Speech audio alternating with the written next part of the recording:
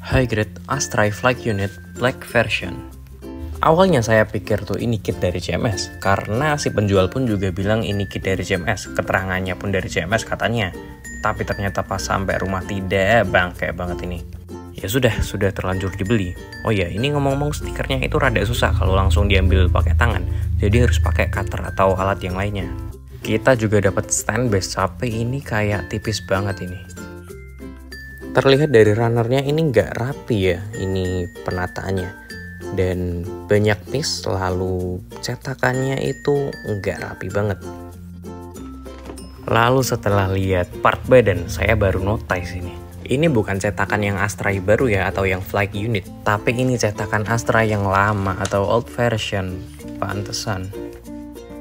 Ini nih, inner frame yang dada. Kelihatan banget kalau moldingannya itu masih belepotan. Langsung kita ambil aja si Astray-nya sendiri. Dan ini tuh sebenarnya nggak terlalu malah lepas duluan di tangannya. Udahlah, ini backpacknya kita lepas dulu, dan backpack kecilnya ini diangkat, dan hati-hati nanti patah karena ini tipis banget.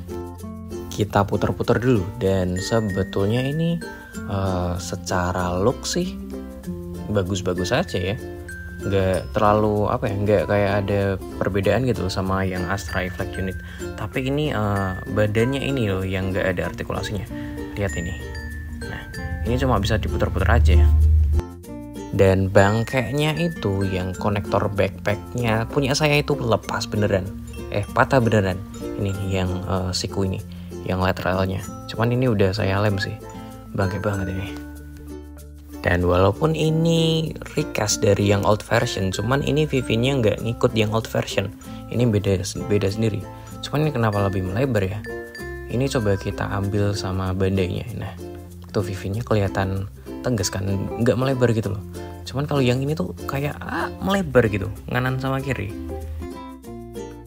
Dan ini join tangan kanan punya saya ini mudah banget lepas. Satu karena ini joinnya berbeda sama yang Astray baru ya, atau yang flight unit. Nah kayak gini. Yang old version itu pengaitnya ada di itunya, badannya. Kalau yang baru kan di tangan. Nah, dan ini tuh konektornya ini kecil banget, pendek banget, makanya mudah lepas. Waist partnya ini juga nggak ada artikulasi kayak yang baru ini. Cuman poin plusnya ini nggak mudah lepas kayak yang baru, karena ya memang nggak bisa digerakin yang lama ini. Dan si Astray ini tuh masih ada banyak celah ya, kayak ini nih, kurang rapat gitu partnya, kelihatan masih kebuka gitu. Ini kayak yang di paha, kayak yang di kaki tadi, badannya juga sama. Oh iya, ini ngomong-ngomong, part yang warna ini cuma 2 part dijadiin satu ya, berbeda kayak yang Astray baru yang flight unit itu. Ini udah ada part bawahnya yang warna abu-abu itu. Plus makanya artikulasinya jadi berbeda. Bagian pada bawah, artikulasi bagian kaki ini solid teman-teman. Malahan susah digerakin sebenarnya. Makanya waktu teman-teman ngerakit bagian dalam innernya yang bagian kaki itu mending sedikit dikikis aja, karena seret banget, nanti takutnya patah. Bahannya kan soalnya ini nggak terlalu tebel ya, tipis banget ini. Meskipun tadi tangan kanannya itu ada trouble, yang tangan kiri punya saya itu aman nih. Dan ini nih si flight unitnya yang black version. Dan ini kita bandingin sama yang punya Red Dragon. Punya Red Dragon itu aslinya ya flight unit biasa, cuman bagian sayapnya diganti konektor buat pedangnya itu.